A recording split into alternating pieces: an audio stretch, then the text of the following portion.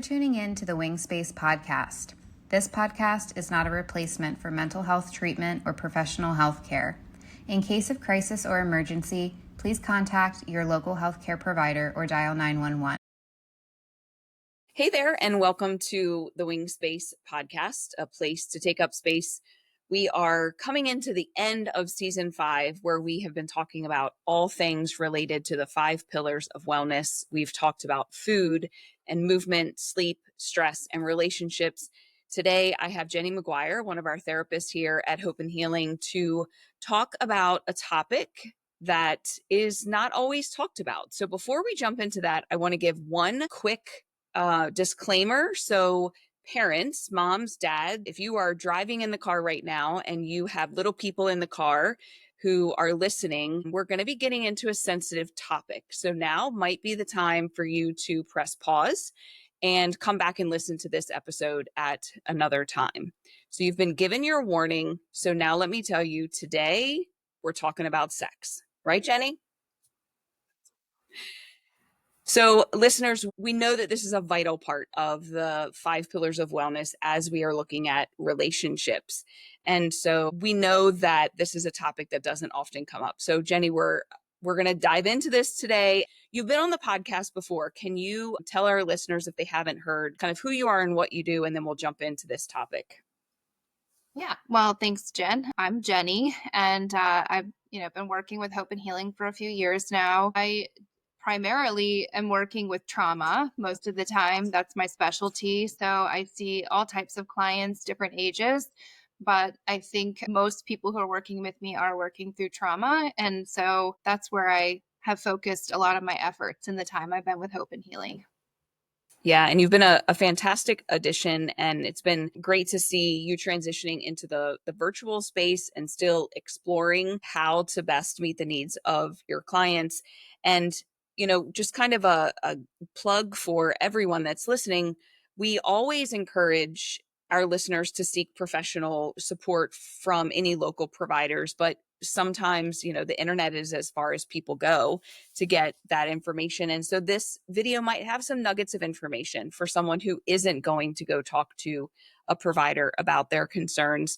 And so if you're someone that's listening, then like and share our channel, share this episode with somebody, and give them a little bit of information. That goes for any of our episodes on the podcast here. Be sure to like and share, subscribe, and it helps to get that information out there, because sometimes the internet is as far as people will go. As we talk to clients, as we have experiences in our clinical settings, we often learn about topics that are frequently coming up. And we also find different interests that we have as providers in terms of other topics we want to work with, other conversations we want to have, other work that we want to do. So Jenny, tell our listeners about this new training that you have become certified in.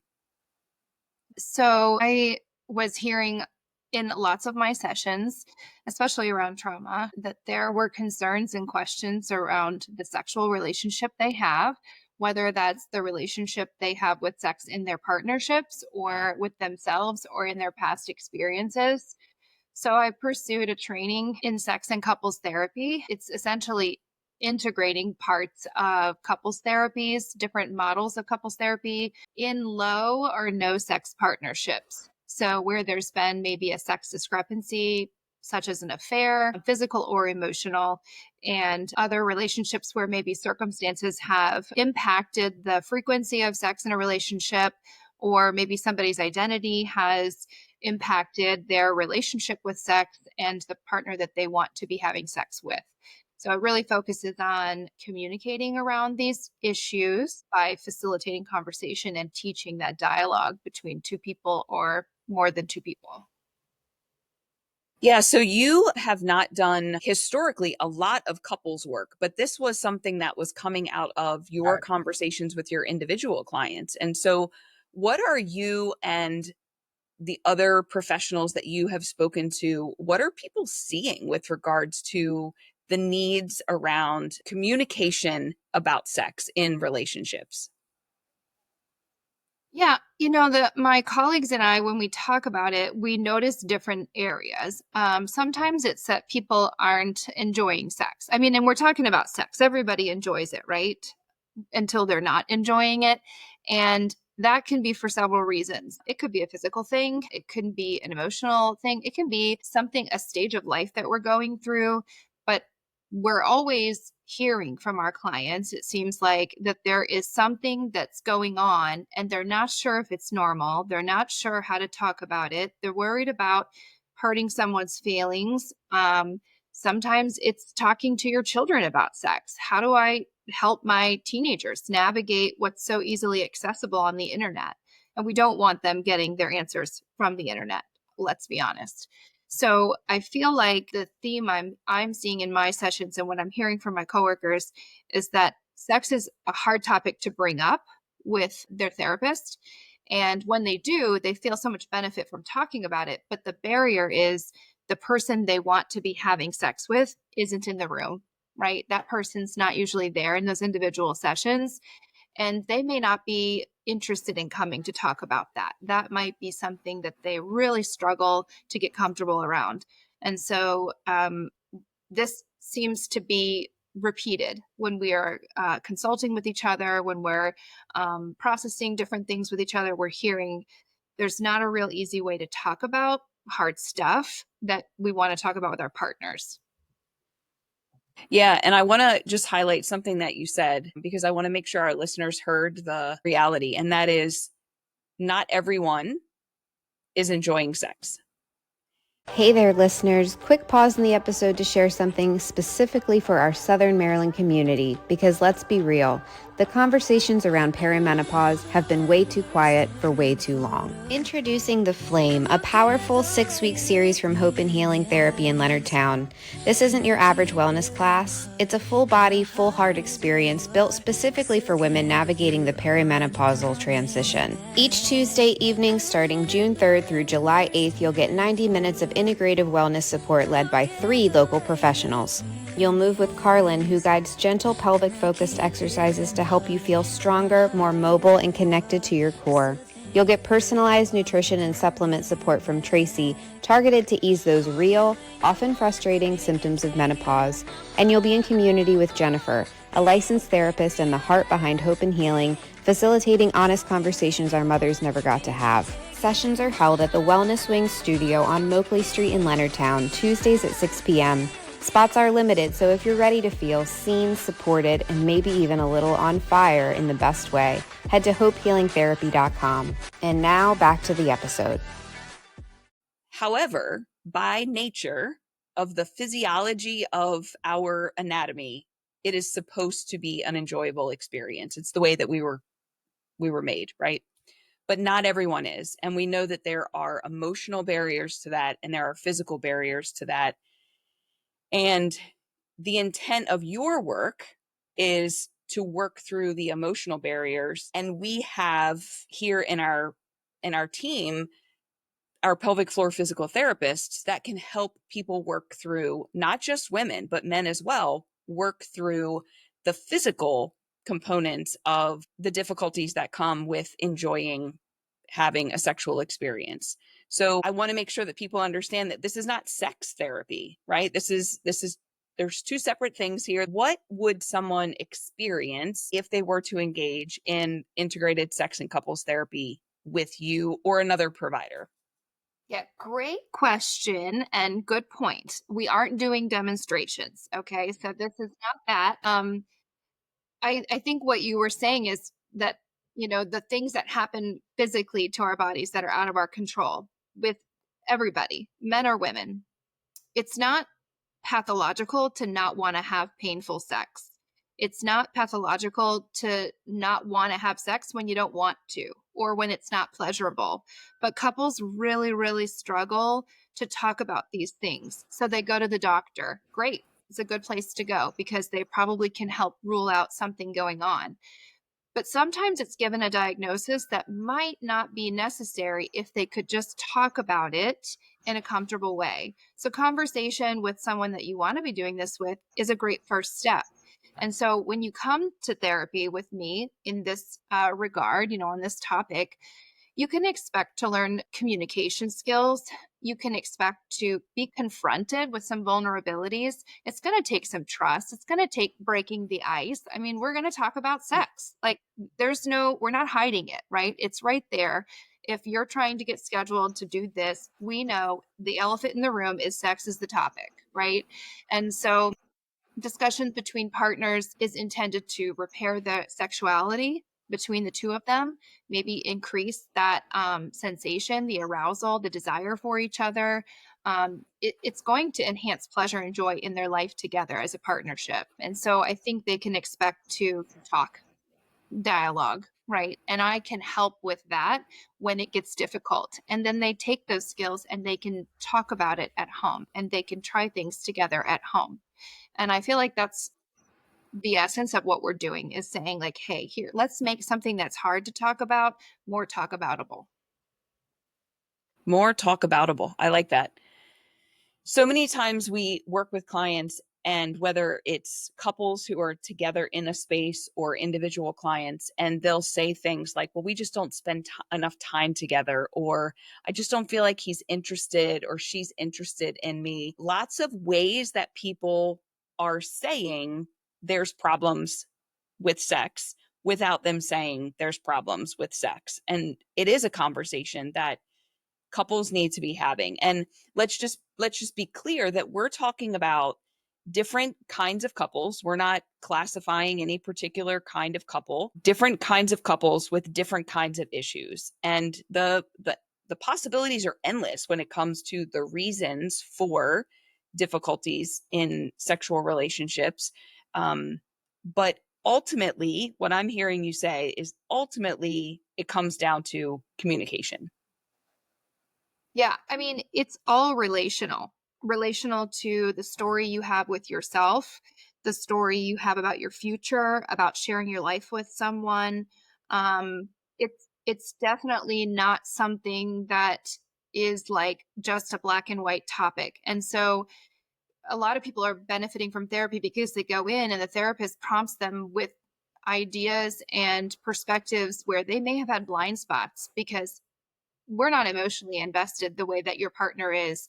And so I think that having those hard questions asked is a risk that we take. And then our clients, they join us there and they benefit from it. And so imagine the profound impact that can have on a couple who's hoping to share their life together, or has plans to share their life together and now has this new thing that they can't discuss. And how is that going to change what their future looks like, the relationship between the two of them? So I feel like there's a lot of benefit to talking, taking what's in our head, kind of swimming around in circles and putting it out on the table and saying, hold on, I didn't realize that, or I'm not understanding what you're saying. Can you tell me a different way? Or how does that connect to an experience you had in the past? And these are all the different strategies that we use when we're talking with clients about their stuff. It's not magic. A lot of times it's not magic. And we say that a lot. I don't have a magic wand to wave at the situation. It's about saying the hard things, and hard things are hard to talk about. And this hopefully will make it a little bit easier. Yeah. And, you mentioned earlier about, having conversations with our children and with our teenagers, and we certainly don't want them Googling and getting all of their information and answers from the internet. But let's just be honest. Some of us as adults didn't have those conversations as teenagers and as young adults with our own parents and caregivers. And so people go into relationships with either an internet education, which we know is, inaccurate at best, and different people come into those relationships with different perspectives. So I'm typically a good person in terms of like being able to jump on an analogy really quickly and give a quick example, but for some reason I'm having a hard time finding one that isn't completely inappropriate. So the bottom line is that we come to the table with different experiences, and when we're talking about sex, it's no different. And so we do need to have those conversations and make sure we're asking questions and clarifying requests and being willing to have the conversation rather than just the lights are off and clothes are off and this is what two people do, and then we never talk about it again. Yeah, that might be great for some couple. That might be exactly what they hope for and they work towards, and it might satisfy and pleasure both of them just perfectly. But if it's not, then we should be talking about it, right? We should feel like I can say to my partner, I'm not in the mood, and then there's not a repercussion or a consequence or a punishment that's happening in their mind, in their head, right? Like that's a barrier. That's resentment in the bed between two people that gets bigger and bigger and bigger.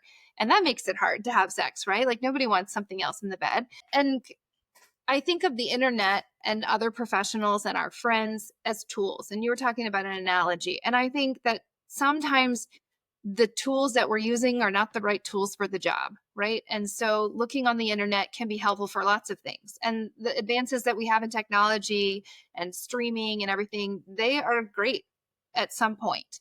And at some point, they become a barrier or even a problem. And so this is hopefully going to help people begin to find the right tool, whatever that might be, even with each other. Maybe there are tools that they need together to experience what they're trying to experience. But I think that starts with a shared meaning with each other for what sex is. And that might be a conversation that people don't have. Like you said, we don't grow up everybody with the same experience with sex. Not everyone's parents, not everyone's religion, not everyone's childhood has happy memories around sex. And not always welcome ones. Some come with shame, some come with pain, and some come with really, really, really difficult to accept realities. And so I feel like that makes it hard to say, what does sex mean to me, to my partner? What did sex mean to me before I had a partner? And can I say these things out loud and there not be an emotional repercussion or a punishment, even if it only exists in my mind, right? How do we have that conversation? And I feel like so many people would benefit from that. At least from where I'm sitting in therapy every day, this is something that comes up in almost every single session. So if you're thinking about it with your therapist, I promise they're welcome to talk about it. And it's not TMI. You can bring it up. Sex is so open on the table in therapy. And if it's not, well, maybe we should cut that out. I don't know. I don't think we should cut it out. And the reason why we shouldn't cut it out is because what I was going to say is, for therapists, if you are uncomfortable talking about sex with your clients, you need some continuing education, you need some peer consultation, and you need some supervision, because it is very much a part of mental health and the work that we do. It just is. So, yeah, I mean, I think it's important that those of us in this profession are comfortable, not only comfortable talking about what needs to be talked about, but if we're not comfortable, we have to seek out professional support to understand why. What are we bringing to the table that's causing a barrier? And, we all have our things that we don't want to talk about. And, we'd rather not work with clients that have certain XYZ in terms of presenting problems and things like that. But you just never know what a client is going to say when they come in, and we have to be able to support our client through it and then find our own support and consultation working through that. As we talk about this idea of people coming into relationships with different perspectives, I think it's important for us to also talk about expectations. And this is where the internet can be a really difficult place to get information, because it sets up unrealistic expectations. I was listening to a podcast recently, and she was a nutritionist, registered dietitian, very well versed, and she said that she does not put pictures in her cookbook. She makes cookbooks all the time, and she doesn't put pictures in her cookbook. And she said, the reason why is because it's like food porn, in that it's never going to be like that. So if she were to make this beautiful salad, you're going to make the same salad. It's going to taste the same because you followed the recipe, but it ain't going to look the same. And when we go to the internet for information and for advice and for anything related to sex, we're getting unrealistic information because it's not like that. Or maybe it is, right? But when we set up our expectation that this is what it's supposed to look like, then we set ourselves up for potential failure. And what we really need to be doing is going to our partner and saying, what's your expectation? This is my expectation. How can we meet in the middle with some comparable expectations? 100%. What you just said was going to be my response to what about porn, right? Like, yes, people are using the videos, the images, the things they see in movies. I think that this can be your reality and your expectation. I'm not saying it's not for some people. I'm sure that it does fall right in line with what some people are hoping their sex life will look like. The problem is adjusting your expectations and communicating about them when it doesn't. And so, like, there is no right or wrong when it comes to this. As long as everyone is consenting and everybody is enjoying it, I think you do what feels good to you, what's pleasurable to you. And if you don't, if you can't, then let's talk about it, right? Because one of the things that we do in therapy often is challenge perspective and teach perspective taking and teach adjusting expectations and communicating expectations. And that is the hardest part. I can decide in my head all day, what do I want here? What do I expect here? But if I don't know how to say it in a way that the person I'm talking to can understand and also agree to, then I don't have anything, right? And so that becomes the biggest barrier is how do I talk about it? How do I communicate about it? How do I say what I want? And if what I want is something I saw on a movie, I need to be able to talk about that and why I want that, right? And be comfortable having that conversation. And then also being able to say, okay, never mind. I changed my mind because it's not really what I thought it was going to be. Right. But that's And I how, think when we're open and we're honest and we're communicating, then it flows, it works. And when it comes to our children, it's hard to have that conversation too, first, because we probably don't want to be talking to our children about that, being really, really real. We don't want to be having that conversation. But I think that we would rather them talk to us and get real, valuable information than go and get something, like you said, that's false, that's unrealistic at best, and to maybe even perpetuate that idea that it's realistic with their friends. And then try things and do things that maybe put them in compromising situations that have a lot of repair after, right? And so I think that there is so much benefit to just being able to talk about sex, whether it's just for your own knowledge, increasing your own knowledge, or for a certain purpose in your life. It doesn't have to be, you don't have to be in a partnership. You don't have to be in a couple to come and talk to us about sex. You know, it can be something that you're learning about yourself too, something you're learning about your parenting experience, about having been parented. I think there's so many conversations, like you said, so many arrays of how this topic comes up. Yeah. No topic is off the table when it comes to therapy. I mean, that's just the bottom line. There's nothing that's off the table. Want to make sure that our listeners hear something loud and clear, as both of us are trauma therapists and we very much hold space for people who have experienced trauma. Nowhere in this conversation are we saying that you should do things that you don't want to do. No still means no, and consent is still very much a part of the communication. Trying new things or experimenting or just trying anything can be difficult, but having those conversations outside of the sexual experience is really important, so that when you say no or when you hear no, that the consent is respected, because we certainly don't want to further traumatize people and to not value their right to say no.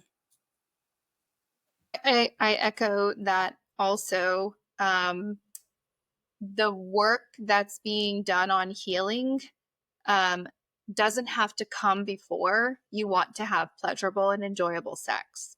So I think this is sometimes a misconception that if I've had a sexual trauma, I need to wait until I've healed from it before I engage in a sexual relationship. And that's just not true.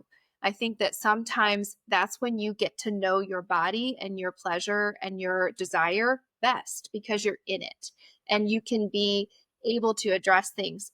One of the things, and Jen would agree with me on this, that perpetuates trauma symptoms is avoidance. And so sometimes avoiding the feeling, the memory of something is what makes us stay stuck in this being a response to something that happened to us. And so we don't want to put you in situations, and we're never going to encourage you to be in a situation where you're uncomfortable or you're unsafe. But the conversation with the person you're engaging with shouldn't be more difficult than what you're going through. That should not be something that you have to do on your own when you're in such a vulnerable state, when you're in such an exposed time with someone. I think this is the time when you should be able to say, I don't know how I feel about doing that. Can we try this instead? And everyone can still enjoy what's going on. Yeah. Yeah, that's good. Every now and again, when I'm recording podcasts, I get to a point where I see the time and I realize, man, we could just keep talking. And out of respect for our listeners, because we do try to keep it into the shorter range because we know that, commutes aren't always an hour long. I do want to kind of tie this up a little bit for people. So if someone says, you know what, I think I want to start having these conversations and I do want to bring some improvement in the value and the quality of our communication and our sexual experience, what do they need to do? What are the steps for them to take? Yeah, I mean, just like any other session you want to schedule with somebody at Hope and Healing, you would call our line. I'm sure Jen's going to advertise all the numbers that I always have to look up before I write them down.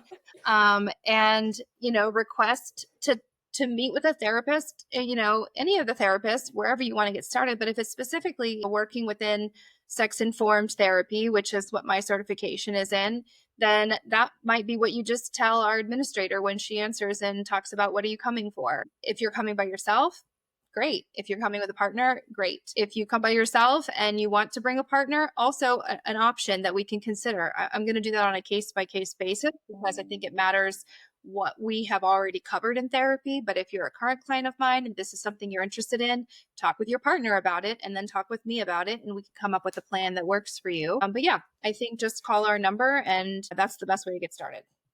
Yeah. Yeah. And this is no different than any other therapy. So there's intake forms, there's consent forms, there's some initial questionnaires. We're billing for these services through insurance if it's an insurance that we take. The sessions are going to potentially be a little bit longer than a traditional session, though. Isn't that right?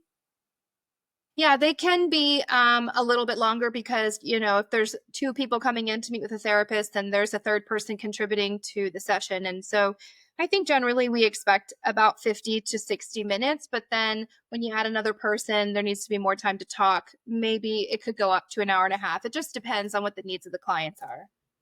Yeah. And like with any therapy, it's not an overnight fix.